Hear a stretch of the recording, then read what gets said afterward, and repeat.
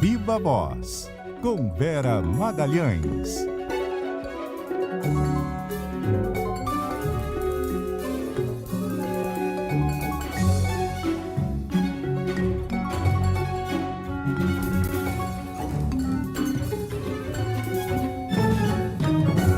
Vera Magalhães, muito boa noite, tudo bem? Oi, Carol, boa noite para você, para Débora, aliás, oi, Débora, boa noite para você, para Carol, para todo mundo que nos ouve e nos assiste. A pessoa está em outro fuso horário, já está trocando as bolas aqui. Mas Vera, a gente tá assim, né, Carol? Tá acostumada, né, Débora? Nessa simbiose, as pessoas já estão confundindo nossas vozes. Honra, né, minha amiga? Se me Pois chamar de é. Débora na rua, eu já dou oi, dou autógrafo, faço foto, faço o que quiser. Ô Vera, a gente vai continuar repercutindo aqui no Viva Voz também a reação aqui no Brasil após a morte do ex-presidente do Uruguai, Pepe Mujica, e o Felipe Igreja tem mais informações ao vivo. Pois não, Felipe? Pois é, Débora, Carol e Vera, o Itamaraty divulgou uma nota em nome do governo brasileiro, dizendo que recebeu com um profundo pesar a morte do ex-presidente do Uruguai, Pepe Mujica, aos 89 anos de idade.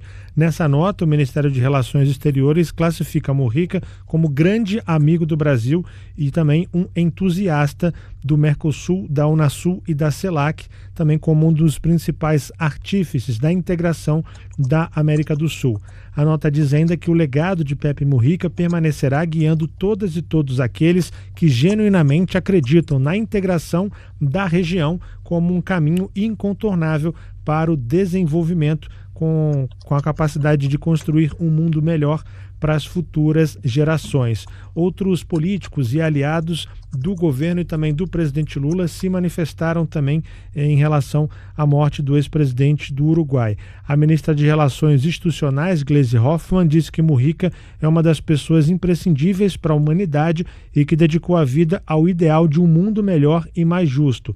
Ainda segundo Gleisi, Mujica foi amigo do Brasil e do povo brasileiro, conquistou a juventude e foi admirado por onde passou. O líder do PT na Câmara, Lindbergh Farias, disse que Mujica nos deixou, mas que o exemplo dele permanece, que o ex-presidente uruguaio provou ao mundo que é possível fazer política com simplicidade, coerência e compromisso com os que mais precisam.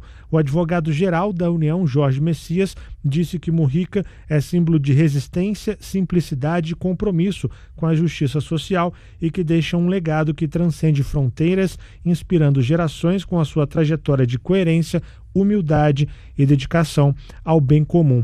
Um dos últimos encontros entre Pepe Mujica e o presidente Lula aconteceu em dezembro do ano passado, durante uma visita de Lula a Montevidéu. Na ocasião, Lula foi até a casa de Pepe Mujica e o condecorou com a Ordem Nacional do Cruzeiro do Sul, a mais alta condecoração oferecida pelo Brasil a cidadãos estrangeiros. Nessa ocasião, Lula referiu-se a Mujica como a pessoa mais extraordinária entre os presidentes com quem conviveu. Já as últimas visitas de Mujica aqui ao Brasil aconteceram lá em 2013. Ele participou da posse do presidente Lula em janeiro de 2023.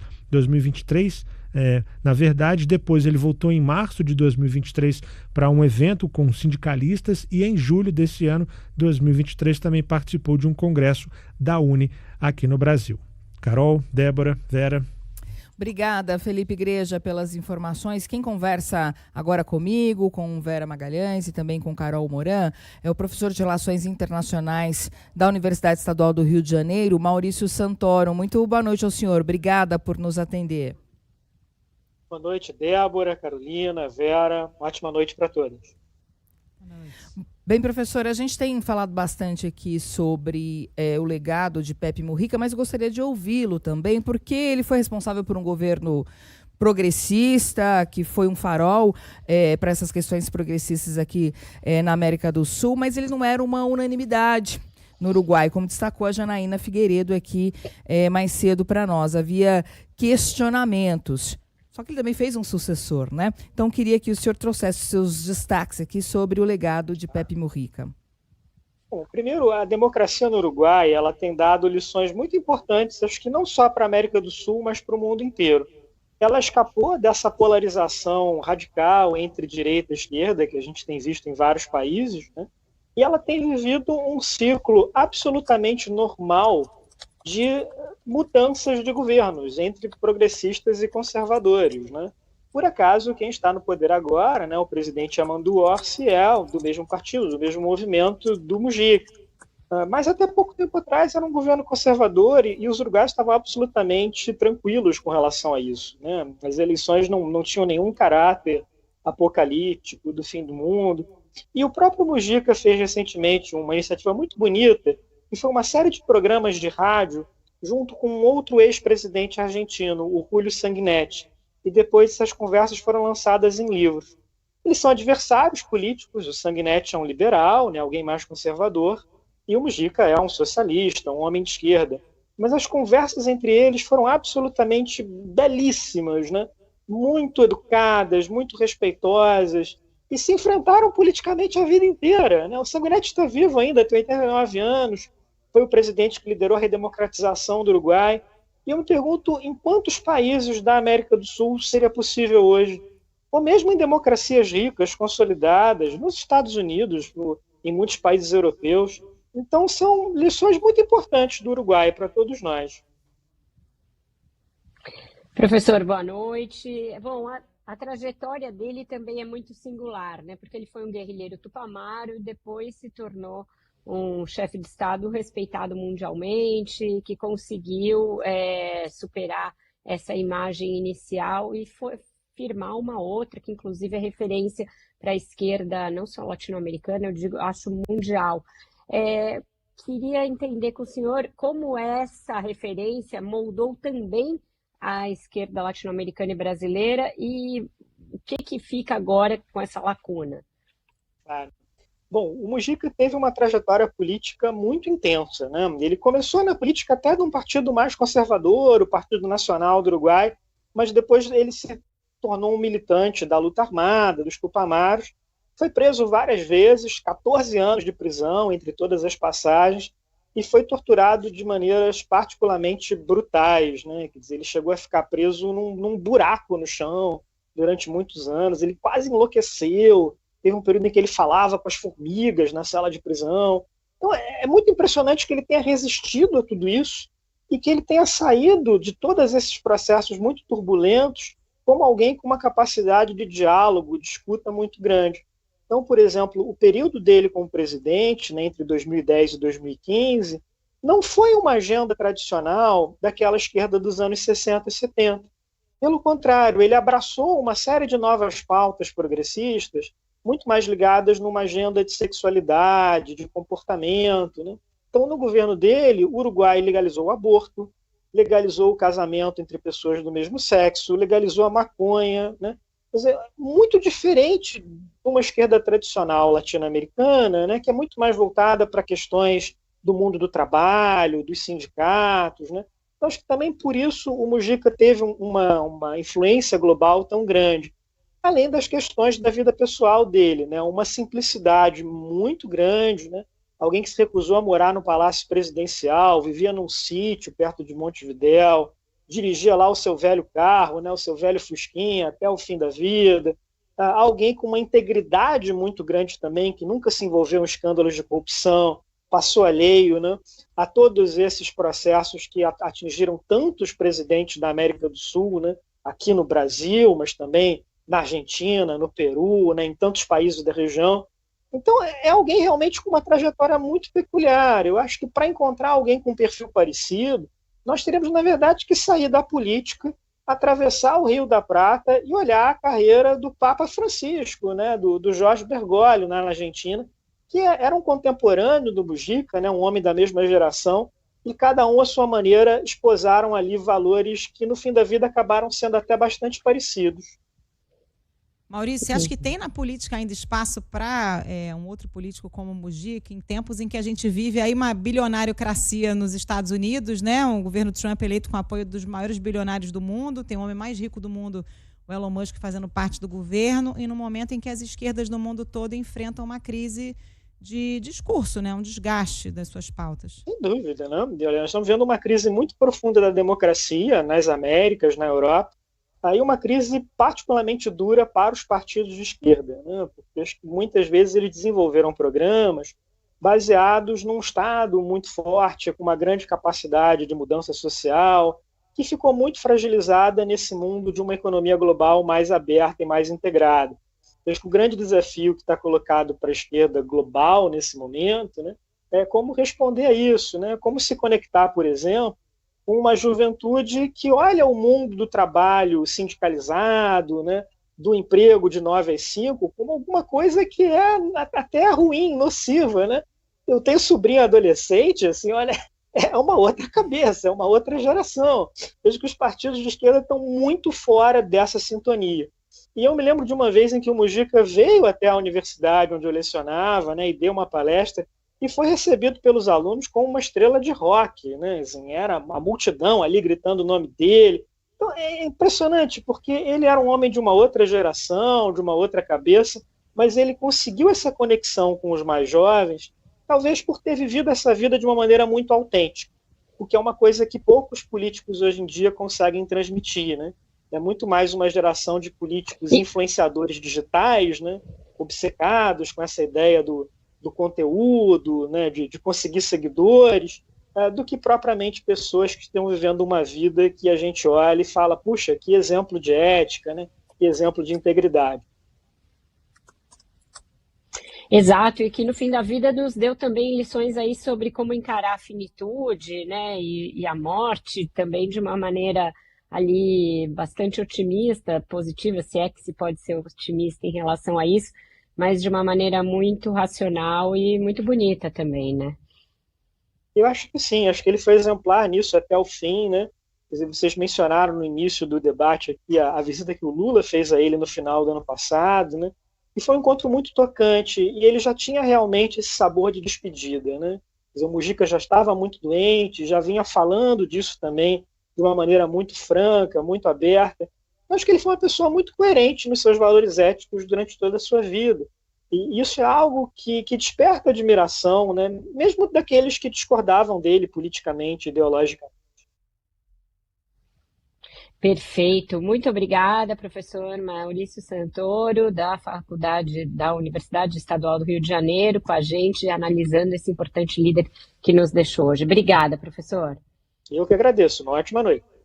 Obrigada, professor. Boa noite.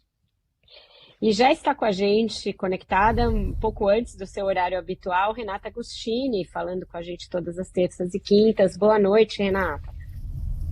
Boa noite, Vera. Boa noite, Débora, Carol. Boa noite aos ouvintes. Boa noite, Rê.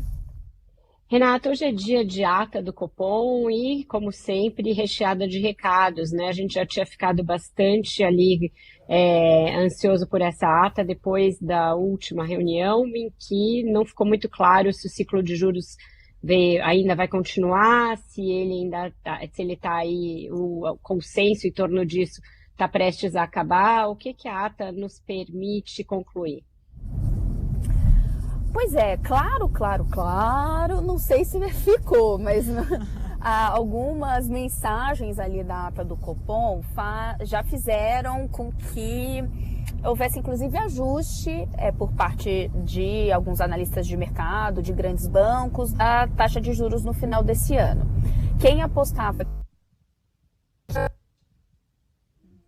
está ali recalculando e há uma leitura de que o Banco Central pode estacionar nessa taxa de 14,75%, que é onde ele deixou.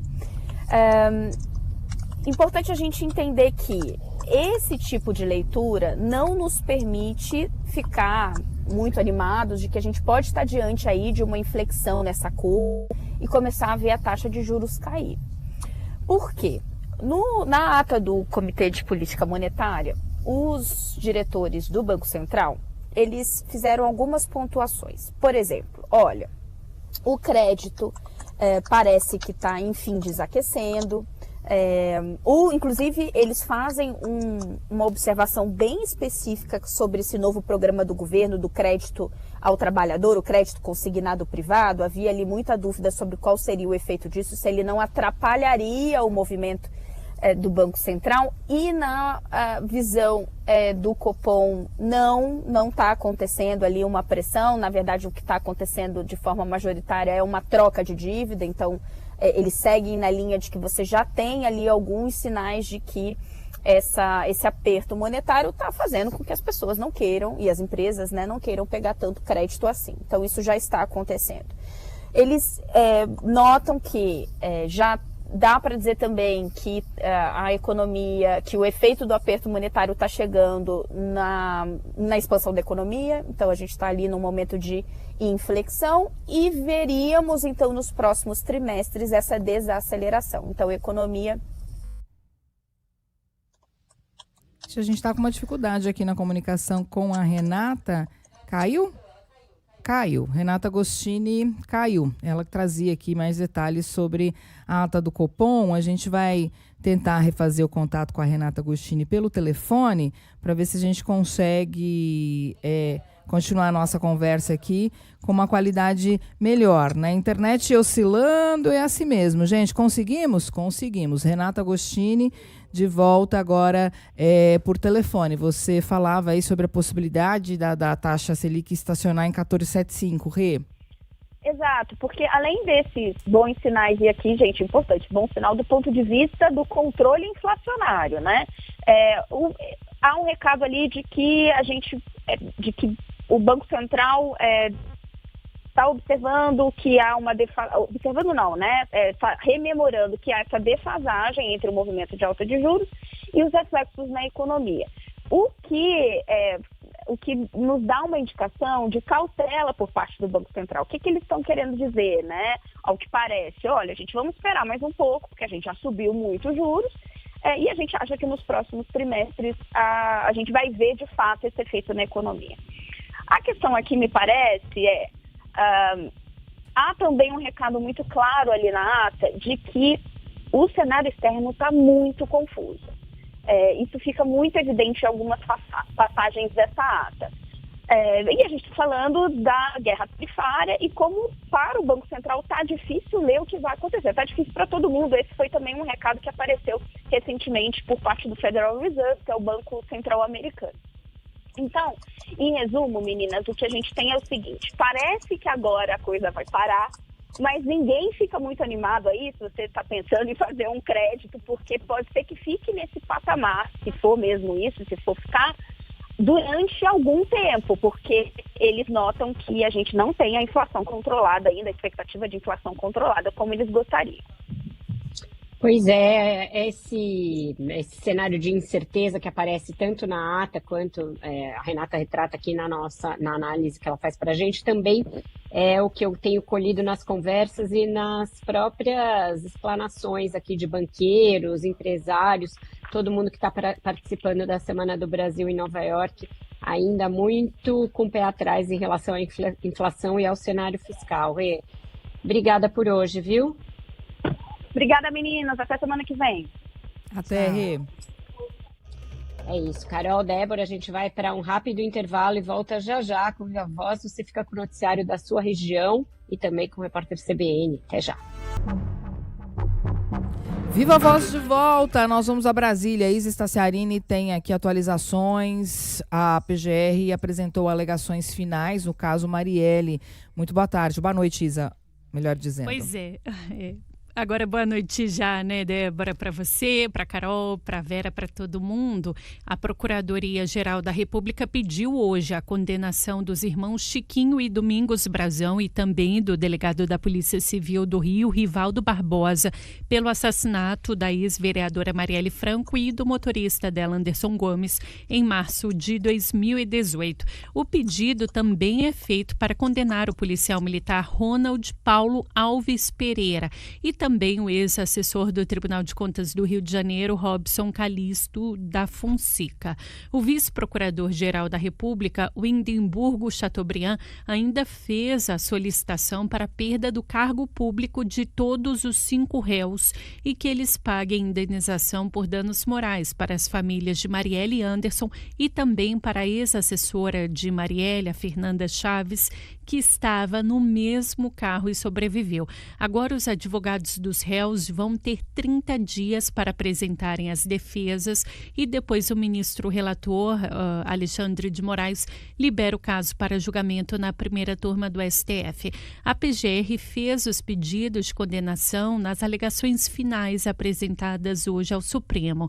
No documento, a PGR cita que os motivos do crime são de expressiva reprovação e que foram cometidos para regular a atuação político-partidária de um grupo de parlamentares que defendiam ideais contrários aos dos mandantes, os irmãos Brazão. O vice-procurador da República ainda cita a gravidade pelo fato de Chiquinho Brazão ser, à época, deputado federal e o irmão dele, Domingos Brazão, conselheiro do Tribunal de Contas do Rio. Só para encerrar, a PGR pede que os irmãos precisam ser integralmente responsabilizados por terem sido os mandantes. A PGR cita que Ronald Alves Pereira atuou como partícipe e que o delegado Rivaldo Barbosa, que à época era diretor-geral da Polícia Civil do Rio de Janeiro, auxiliou os mandantes e deu diretrizes, além de ter atuado para deixar o crime impune. Débora.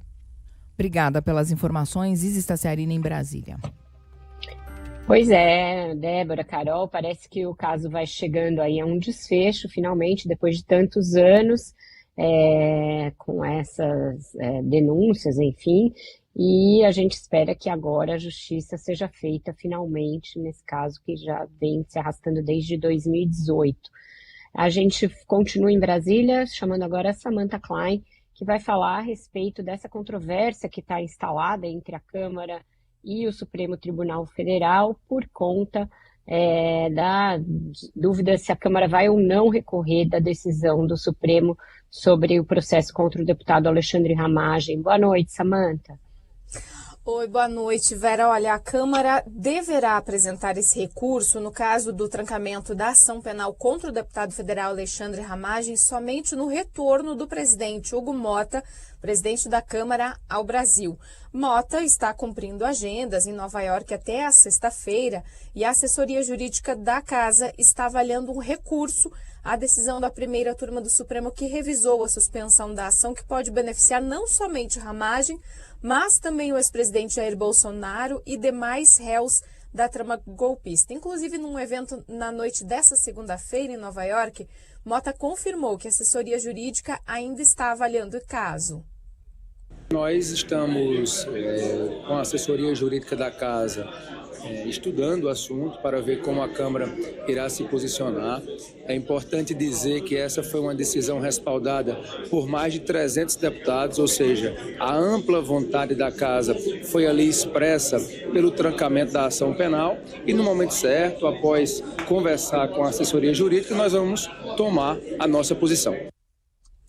Vale lembrar que os ministros da primeira turma entenderam que somente os crimes supostamente cometidos depois da diplomação do deputado federal é que poderiam ficar em suspenso, mas ainda assim ele segue respondendo a outros 3 crimes normalmente. Quanto aos demais réus, nada muda. E, claro, a oposição está fazendo pressão também e pede que o presidente Hugo Mota ingresse com um recurso ao plenário do STF, onde seriam menores as chances de um veredito unânime dos ministros. Com vocês. Pois é, Samantha, eu estou aqui em Nova York, estive no evento em que o deputado falou, no LIDE, daqueles em que ele participou, também o ministro Barroso esteve lá, e na fala do Barroso ele também deu alguns recados de uma forma um pouco mais sutil, né? Isso, Vera, ele deu alguns recados, fez o elogio à relação entre os poderes, elogiou aí o legislativo, mas ele também deu outros recados, disse que ao Supremo o que cabe é a análise da Constituição, fez um paralelo, inclusive, com a Constituição dos Estados Unidos, quando se fala que, por exemplo, no Brasil tudo é judicializado, tudo acaba no Supremo, inclusive muitas das decisões que acontecem aqui no Congresso acabam do outro lado da Praça dos Três Poderes, ou seja, no Supremo. Então ele deu esses recados, né, demonstrando que a Constituição brasileira é muito extensa. Ele também deu um outro recado bastante importante em relação à trama golpista, à tentativa de golpe de Estado que está justamente em julgamento no Supremo Tribunal Federal. Ele disse, inclusive, que a ajuda dos Estados Unidos foi determinante para evitar um golpe de Estado. Recentemente tivemos um decisivo apoio dos Estados Unidos à institucionalidade e à democracia brasileira em momentos de sobressalto. Eu mesmo, como presidente do Tribunal Superior Eleitoral, estive com o encarregado de negócios americanos, tive muitas vezes, mas em 3 vezes eu pedi declarações dos Estados Unidos de apoio à democracia brasileira, uma delas do próprio Departamento de Estado, e acho que isso teve algum papel, porque os militares brasileiros não gostam de se indispor com os Estados Unidos, porque é aqui que obtêm os seus cursos e os seus equipamentos. Lembrando aí que parte da alta cúpula do governo do então presidente Jair Bolsonaro está aí como réu também neste inquérito. Ainda depois dessa fala, a jornalista Barroso afirmou que o papel do Supremo é interpretar a Constituição, que a Corte faz isso na medida certa, sendo aí uma resposta ao presidente da Câmara, Hugo Motta, que cobrou uma autocrítica dos poderes. Isso também foi no lead hoje.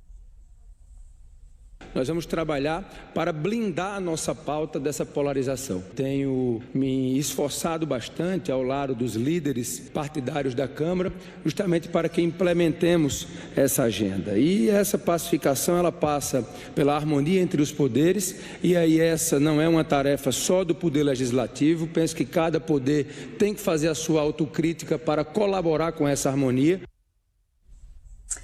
E todas essas falas ocorrem justamente nesse embate entre Congresso e Supremo com relação ao caso Ramagem. Com vocês. Obrigada, Samantha. É um momento de embate, mas a gente vê que dos dois lados tem essa operação pano quente, né, Vera? Quando a gente pega essa fala do Hugo Motta falando em superar a polarização e o Barroso também elogiando o presidente da Câmara, evitando embate, a gente vê que tem uma certa afinação aí nos bastidores, né? Exato, muita preocupação, Carol, em evitar que a coisa resvale para realmente um impasse, uma crise entre os poderes. Na fala do Hugo Motta tem uma certa ali recado para os outros poderes, olha, não me esperem que a Câmara faça tudo sozinha, mas eu também senti uma certa irritação com a oposição, quando ele fala que tem muita pauta tóxica sendo priorizada, demonstra uma irritação com o fato dele estar sendo constantemente pressionado pela oposição para encampar essa agenda do bolsonarismo. Primeiro com a história da anistia para o 8 de janeiro, depois com essa história aí de tentar assustar a ação penal inteira, não só para o deputado Alexandre Ramagem. Então, ele também incomodado com a oposição, fazendo com que a Câmara fique parada nesse lugar e não passe a discutir a agenda nacional, a agenda econômica, que ele listou vários projetos, desde licenciamento ambiental, passando pela história do imposto de renda, a necessidade de criar aí uma legislação para a inteligência artificial, uma vez que o Brasil pode receber uma série de investimentos nessa área, desde data centers até outros investimentos ligados à questão da inovação tecnológica. Então, senti ele também aflito pelo fato de o próprio parlamento estar preso nisso que ele chamou de pautas tóxicas. Então, imagino que em algum momento na volta ao Brasil eles vão sentar e conversar, mas para mim não está muito óbvio que ele vai encampar um recurso contra a decisão do Supremo, como espera o PL, como esperam esses setores mais radicalizados do bolsonarismo, não. E esse limiar, né, enfim, de certa forma que ele vive, assim, ele também não tem condição de ser assertivo e direto com a Câmara, né? Ele precisa estar ali em cima desse muro e ele vai continuar, pelo visto, vai ter de continuar por um bom tempo em cima desse muro. Agora, será que ele vai continuar tendo essa habilidade? Me parece que esse estilo mais conciliador dele está agradando, Débora, está agradando em todos os setores, está agradando no governo, porque ajuda um governo que não tem uma maioria, está agradando os próprios ministros do Supremo, apesar dessa tensão permanente entre os poderes, os ministros do Supremo sempre que falam dando um crédito a ele, e ele está aqui com uma comitiva grande de deputados, tem 13 ou 14 junto com ele, mostrando que ele está fazendo essa diplomacia interna também de prestigiar os líderes dos partidos, etc. Agora, com essa fusão grande que houve do PP com União Brasil e agora do partido dele, Republicanos, que pode se fundir ao MDB, está se fundindo ao MDB, então toda essa movimentação aí para formar grandes conglomerados partidários, eu vejo o deputado também muito envolvido nisso aqui, então uma liderança jovem que desponta com esse crédito de ser um conciliador, e acho que ele vai zelar por essa imagem mais conciliatória daqui para frente, sim. Vamos para mais um intervalo? Daqui a pouquinho a gente volta com mais Viva Voz. Você fica com informações da sua região. Viva Voz está de volta e a gente vai lá para Brasília. A Isa Staciarini tem mais informações sobre as notificações aos beneficiários do INSS que começaram hoje para aquelas pessoas que tiveram descontos irregulares. Pois não, Isa? Pois é, Débora, notificação para 9.400.000 pessoas que tiveram os descontos, né? Agora, nem todos eles foram irregulares, foram ilegais. E aí começa amanhã o prazo para os aposentados reconhecerem ou não os débitos. Uma decisão de hoje também importante é que o governo vai devolver o dinheiro corrigido pela inflação com base no IPCA. Por exemplo, a entidade associativa que for fazer a restituição vai ter que devolver ao governo os valores já calculados pelo IPCA e o INSS depois vai repassar esse dinheiro para o aposentado na conta direta em que ele já recebe o benefício. Lembrando que o prazo que começa amanhã para as pessoas indicarem se reconhecem ou não esses descontos vai ser feito em apenas 2 canais, pelo aplicativo Meu INSS ou pela central telefônica, né, 135.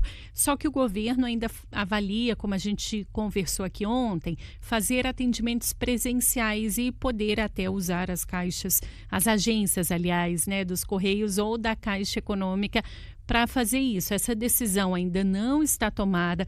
Vai ter uma reunião até pelo menos sexta-feira no Palácio do Planalto para, enfim, o governo decidir o que fazer. Uma outra decisão, essa sim que já está tomada, Débora, é que o dinheiro só vai ser devolvido para quem teve descontos a partir de 2020, ou seja, nos últimos 5 anos.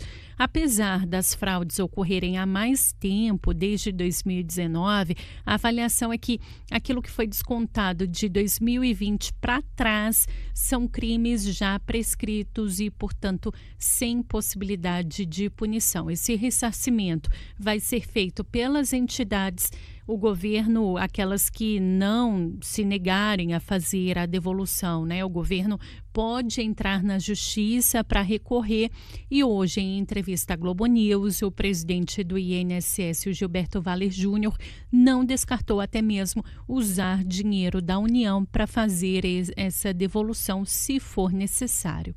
Débora. Só fiquei com uma dúvida, Isa. Usar dinheiro da União para devolver para parte, né, para quem não receber das empresas, ou nesse caso de quem foi quem teve desconto antes de 2020? Não. Para caso a entidade associativa não faça a restituição. 2020, né? Sim. Isso, e é em último caso, né, Sim. Débora? Primeiro, eles vão recorrer às associações, depois, se elas negarem, vão ainda recorrer à justiça e a possibilidade de usar dinheiro da União é só no plano C, né? Depois que o A e o B já tiverem sido recorridos. Ficou claro agora. Muito obrigada pelas informações, Isa Staciarini.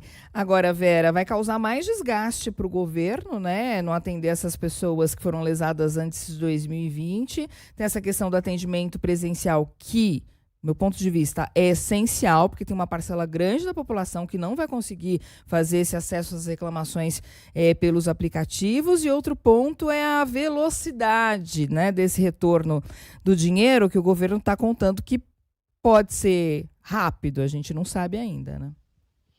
Pois é, eles estão circunscrevendo, portanto, a esses anos mais recentes, acho que também numa tentativa de não ter de acionar isso que a Isa chamou de plano C, que é a necessidade do Tesouro inteirar os recursos, né? Mas isso não vai dar para fazer essa contenção por muito tempo, porque quem foi lesado antes no governo Bolsonaro vai entrar na justiça, vai requerer o ressarcimento da mesma maneira, o governo vai ter que acabar ampliando o escopo desse ressarcimento. E eu acredito que vai ser muito difícil que, pelo menos subsidiariamente, o Tesouro não entre com algum recurso para ser coberto depois pelas entidades. Tem muito desgaste ainda no horizonte, a Débora falou dessa coisa de necessidade de um atendimento àqueles que não têm acesso à internet ou a qualquer sistema eletrônico para reclamar que teve os descontos feitos de maneira ilegal, isso é um ponto. E o outro ponto é ainda a seara política, né? Na iminência aí de ter uma CPI sobre esse assunto, a gente vai acabar vendo coisas surgirem, novos desdobramentos. Hoje a Malu Gaspar trouxe no blog dela um desdobramento que pode ser muito desgaste para o PT e para a esquerda, porque ainda no governo Bolsonaro, quando esse esquema começou, tem uma forte atuação de parlamentares do PT e de outros partidos de esquerda para ampliar o escopo da participação dessas entidades, para prorrogar prazo para a entrada dessas entidades, para postergar algumas travas que haveria a essa possibilidade de descontos por associações e sindicatos.